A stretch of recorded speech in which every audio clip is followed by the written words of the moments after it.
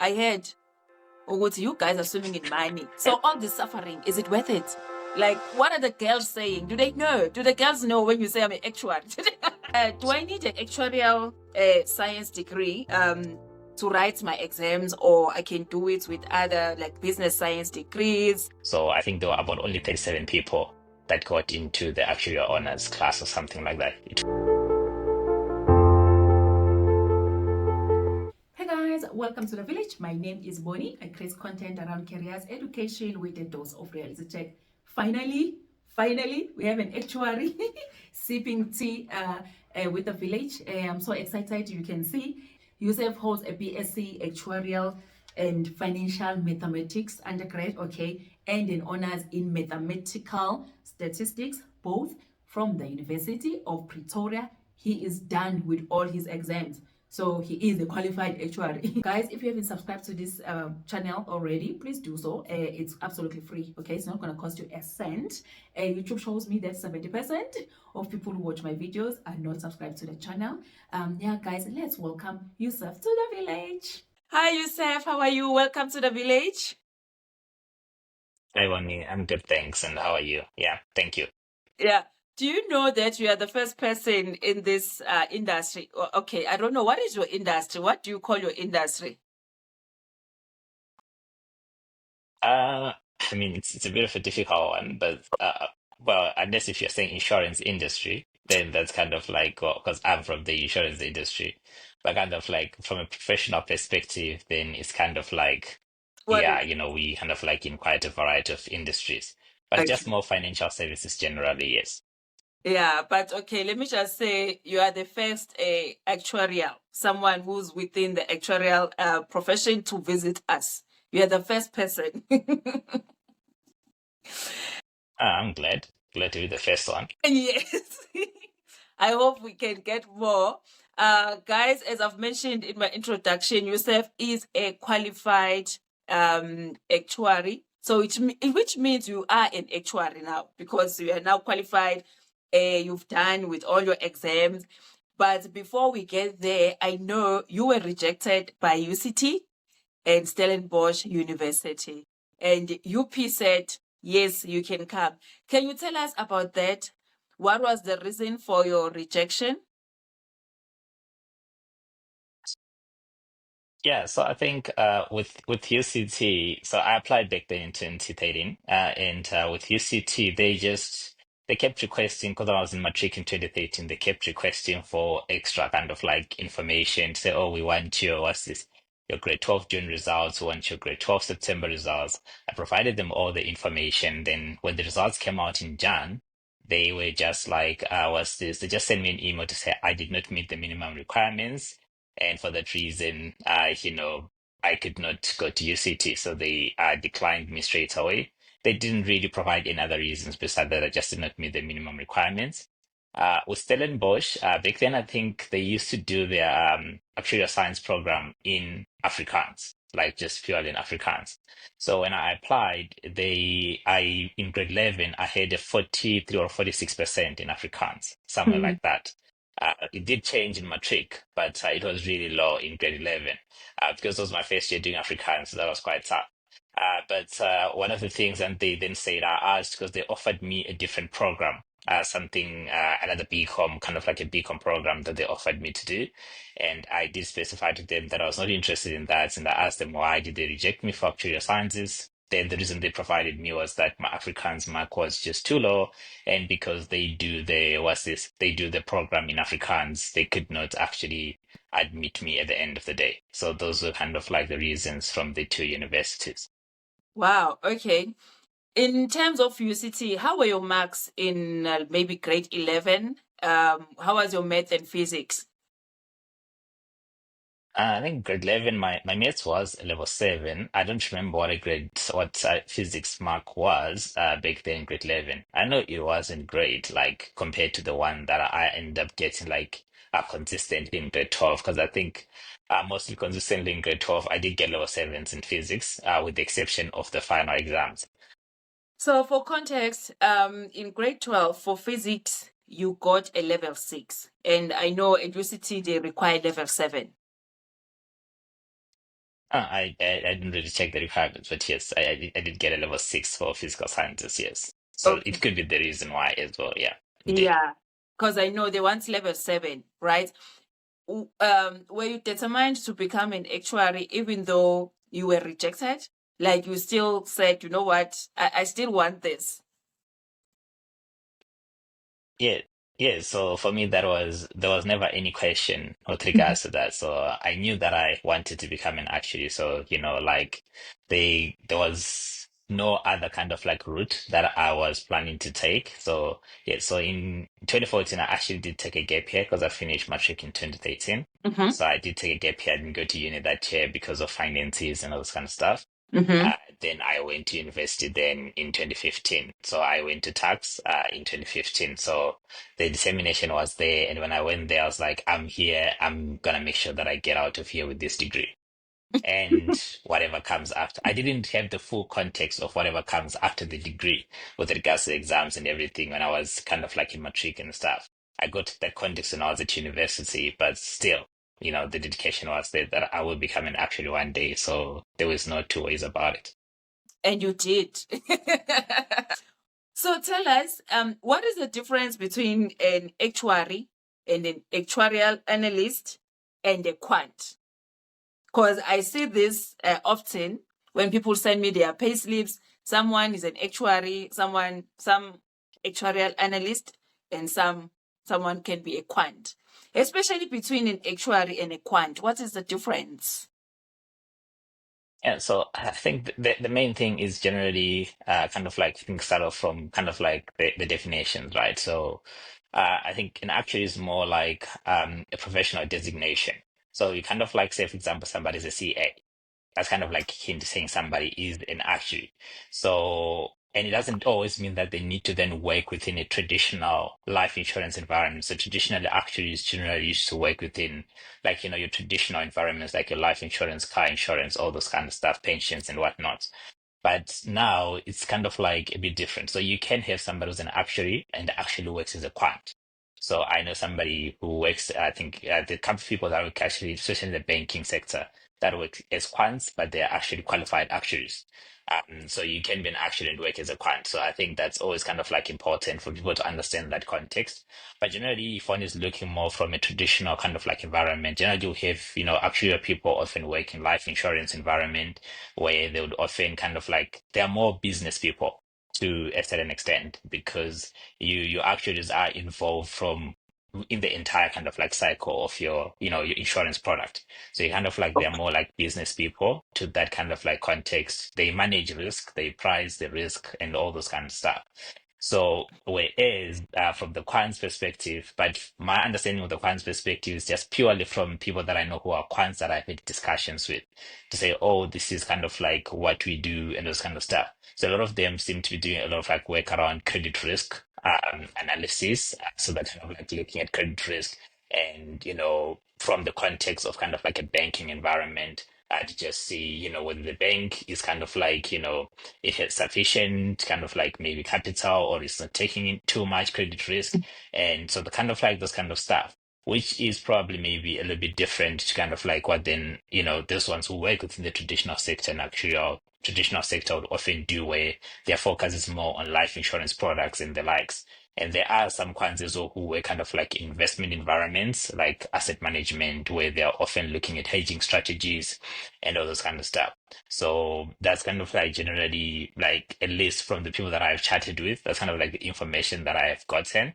But yeah, I think the most important thing, however, is that generally an actuary can work as a quant. They can work within the Okay. quant environment. But if you're a quant, you can't just transition to work as an actuary. You then need the exams and whatnot. But the background is that there's a lot of similarities because all of these need mathematics and stuff. So you often find in your quant areas, people can have degrees like from engineering. There's always the joke about engineers being in banking instead of working at ESCOM. So because you do find engineers working like as quants, you also find other people who did like degrees such as econometrics, mathematical statistics, actuarial sciences, and as well as people who would have done just like maths or applied mathematics or computer science. So as long as you have that strong mathematical background, it generally allows you to kind of like go into this sort of like quant environment and stuff.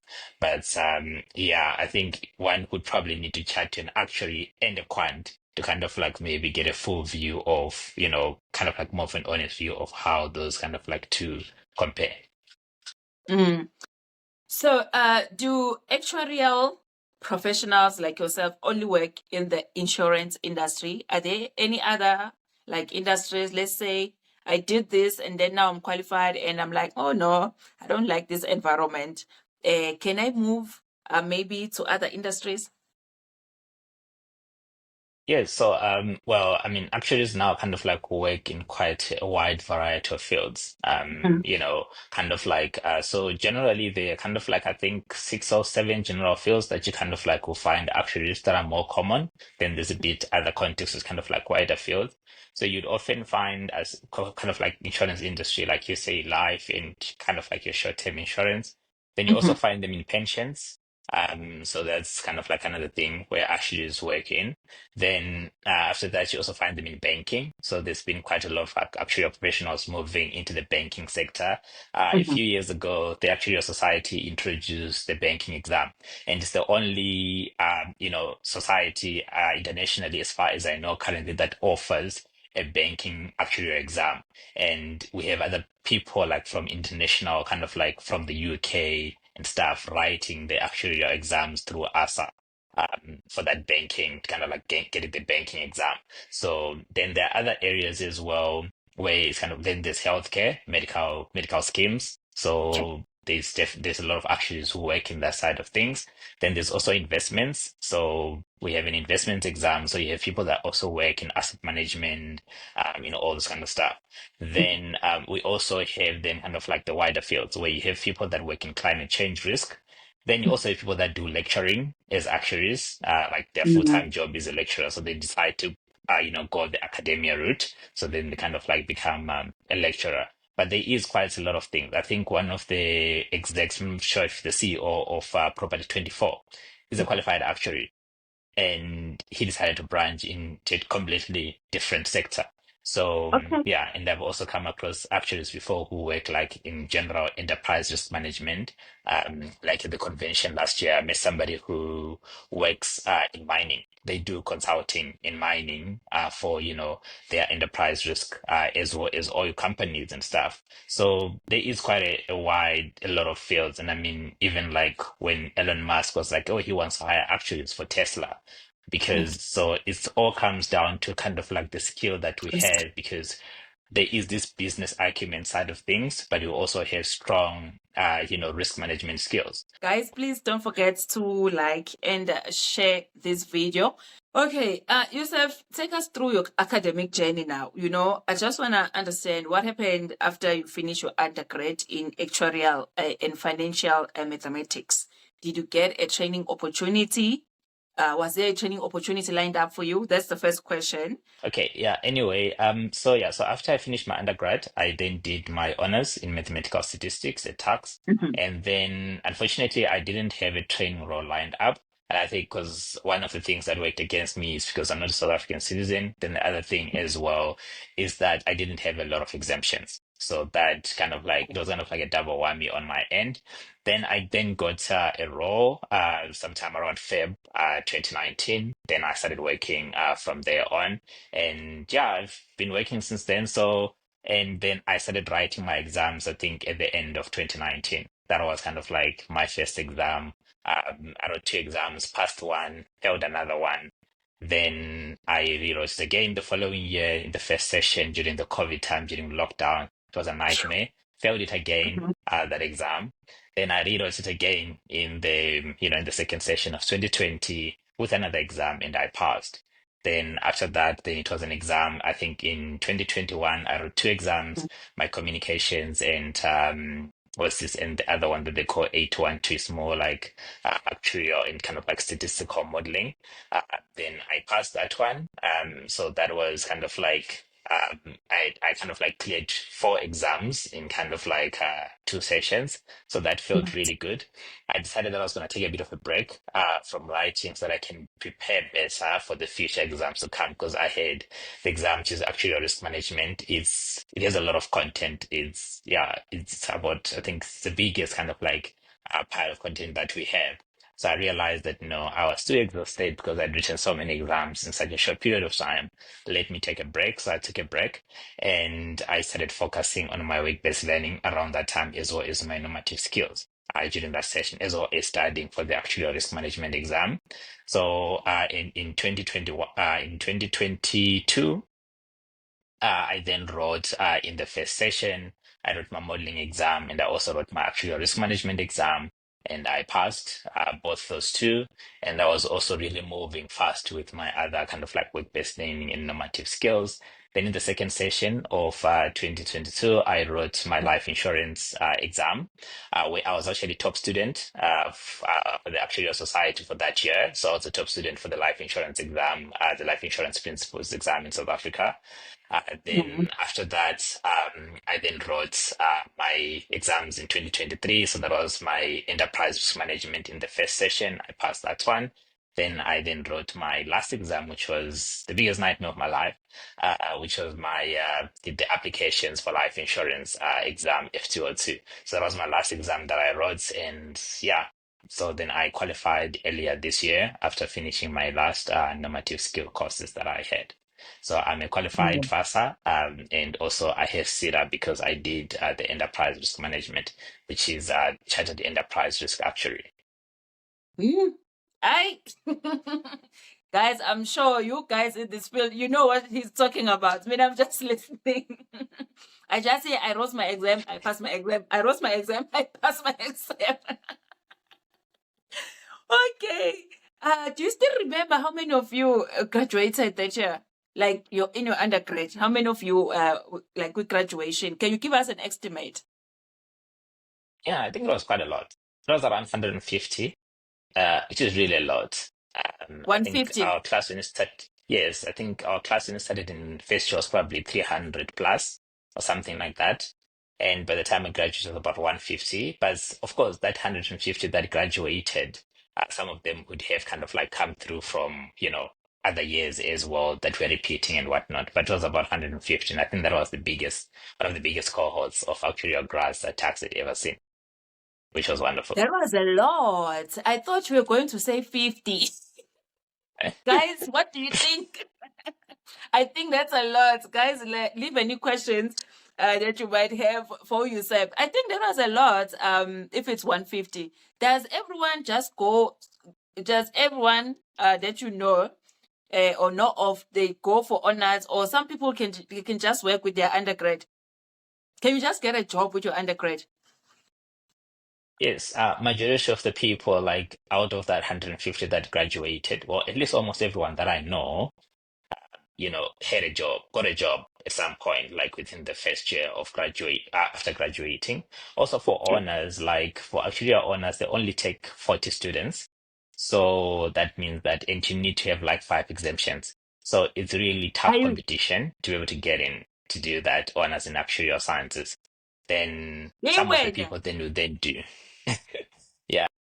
Okay, Okay. so not everyone obviously did their honors, so you have to qualify. So they only take 40 at tax, they only take 40 for honors. Yes. What Yeah, I are the think this that requirements? like that it taps into it fits. So they need 5 exemptions, and at least a 60, I'm not sure if it's 60 or 65% average, in your third year. So, and those 5 exemptions are very difficult to get. So there's very few people who kind of like qualify to end up kind of like getting into that honors. Generally, like I don't remember anyone who had 5 exemptions or more who got rejected to get into actuarial honors. So I think there were about only 37 people that got into the actuarial honors class or something like that. It was not even the full 40, I think something like that. And then it's kind of like then most of us, then those who don't have the required exemptions, but we meet kind of like the honors required minimum average. Most of us then kind of like do mid tests, honors, or then do kind of like applied maths, financial engineering, or mathematics as an honors degree. Those are kind of like generally the route. Those of us who fall out of who don't meet the minimum exemptions requirement kind of like go towards. Okay. So you had to do something else for the whole year, or okay, I'm not understanding. Can you be more clearer on that? Yeah, so I had to do honors in mathematical statistics because I was declined to do honors in, actuarial sciences because I did not meet the Okay. minimum requirements for the exemptions. So Okay. yeah, and there was quite a lot of us as well who kind of like ended up in that med stats route because we just didn't kind of like meet the minimum requirements to do that. But then the rest of the guys, then a lot of the people then kind of like just went to work. Some people actually just decide not to do honors at all. Like if they don't get into actuarial honors, they just decide, you know what, I'm going to go and work. And a lot of them do get roles, either at actuarial firms or they get kind of like roles in banking and all those kind of places. And then, if they do decide that they want to continue with exams, then they continue then on from onwards. Yeah. Okay, so with your honors, so they still get obvious, you still get an opportunity to do your honors, and then what if you do well from your honors, then what are the minimum requirements for you to start with your exams at ASA? So the minimum requirement is you need to have maths, you need to have done a maths degree with ASA. Okay. So that is, you need to kind of like, I think they say you need to have passed mathematics or a mathematical statistics two or something like that. So you need to have done a degree that is mathematics. So that's kind of like a non-negotiable requirement with ASA. Uh, but for those generally who kind of like don't meet that requirement, then they can go through another different body, which is the UK body, the I4A, because it doesn't have that kind of like requirement. So, for example, I think there's a guy who is a qualified actuary. He's also a CA. So he did his CA first. He went the CA route first and did his CA, everything had finished. Then he decided that he was gonna go through the actuarial journey. Then he went through the I4A and he's a qualified actuary now. So that's generally kind of like the route that people who didn't do MS degree tend to go through. Yo, guys, you go through a lot, eh? Guys, these guys they go through a lot for this. Is it about status? Is it about money? Because I know with doctors it comes with a lot of status. Do people actually like? Do people even know when you say I'm an actuary? Like, what are the girls saying? Do they know? Do the girls know when you say I'm an actuary? Spill the beans. Do the girls know what you mean when you Uh, say I'm an actuary? I would definitely say it's definitely not about the status, or at least to the wider world, it's definitely not about the status because most people don't know what we are. I still tell my parents don't know what I do. They're just like, oh, our son's in actuary. They don't know what it means. Like for the longest time, they had no idea what I was doing. Even thought I was doing masters at some point. Even when I tell people, like, for example, I do some school visits, like some of my old schools and whatnot, and some of my teachers. And then generally, it's kind of like when I tell people that I'm an actor, it's kind of like, what's that? A lot of them kind of like it never heard about it. So definitely not about the status side of things. But I think more Mm. in the working world, people do know. Like if you come across people that are kind of like professionals of the profession, say, oh, I'm an actor, it's kind of like, oh wow, you are smart. That's generally kind of Yeah. like where it goes to. But it's definitely also about, I think the money side of things is definitely, but I'll say if it was just money alone, there might be other professions where you might not maybe have to suffer as much with exams. And you might still be able to get kind of like similar amounts of money. But definitely the money does Mm. come though when people do qualify. Because also with every exam that you tend to pass with most employers, it often, especially if you work within an actuarial firm, you tend to get an increase for every exam that you pass. So you get an out of Wow. cycle increase for every exam that you pass. So there is that additional motivation to say, hey, I need to pass because, yeah, and it does wonders to your career once you are qualified. So, yeah. Wow. No, no. No, that's good. Yusuf, is it true that Uh, actuaries are swimming in money? I heard, oh, what you guys are swimming in money. So all this suffering, is it worth it? I think, well, for me, I would say it was worth it. Don't know for other people. people have different points of view. So yeah, like I feel like, somebody could say, hey, I can go work in a bank and I don't need to suffer with all these exams and I might still make as much money. So there's also Mm. that side of thing. But I think for me, the suffering was probably worth it financially wise. So actuaries, they swim in money. I know they swim in money.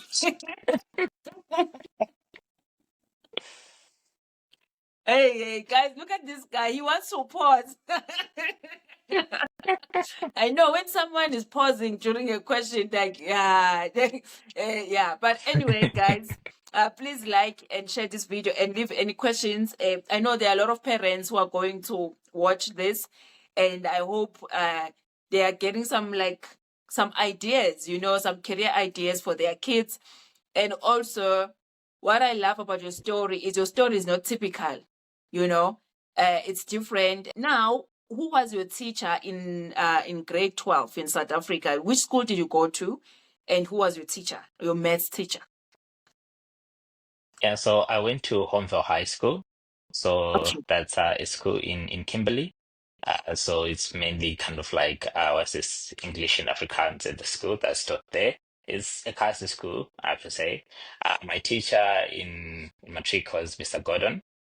Hmm. So I think he's now a teacher at what's this what's Rodpan High School. So Rodpan is just kind of like I think Kasi next to kind of like Homeville, not so far from there. That's where he's teaching now. But yeah, he was my teacher in matric, and he was a brilliant teacher. So Wow. yeah, Hi, and I'm Mr. very grateful to Gordon. have met that man. Hi, Mr. Gordon.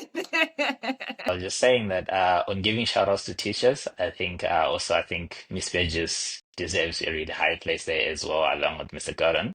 So she was my life orientation in English teacher in matric, and she's the one who paid for my medical aid when I was at university.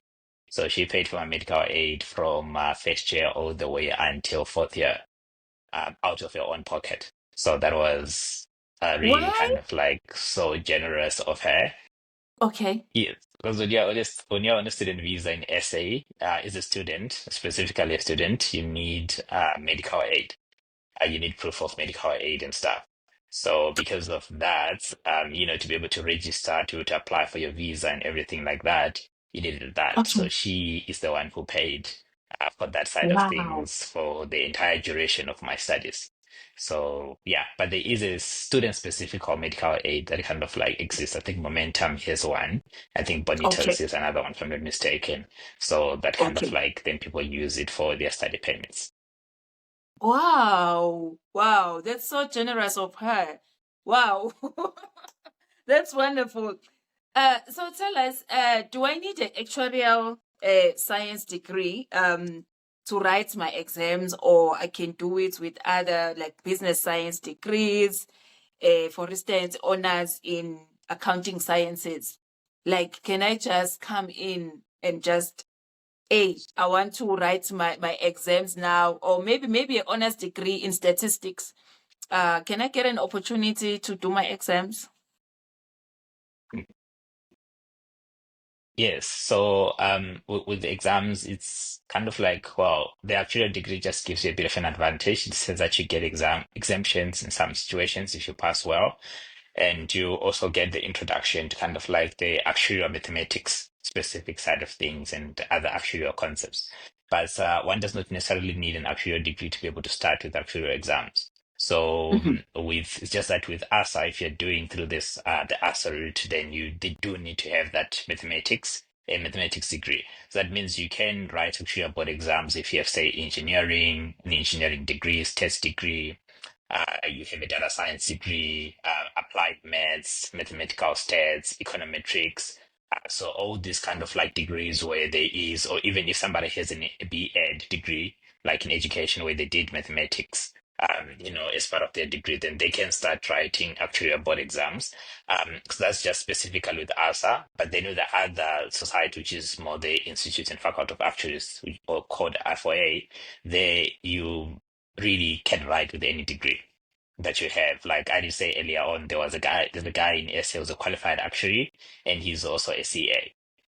And he did the CA route first. I mean, he did his accounting degree and everything, and then went on to write actual exams. There's a guy that I know currently that did a degree, I think, in economics or something like that, and he's writing his board exams through the I4A as well. So really, you kind of like you can do like any degree and be able at the end of the day to write actually your board exams. It's just kind of like with us, so there's just that missed requirement. Okay, so yes, that was going to be my next, well, not question. That was something that I was going to emphasize there. Okay, but with us, you need to have mathematics.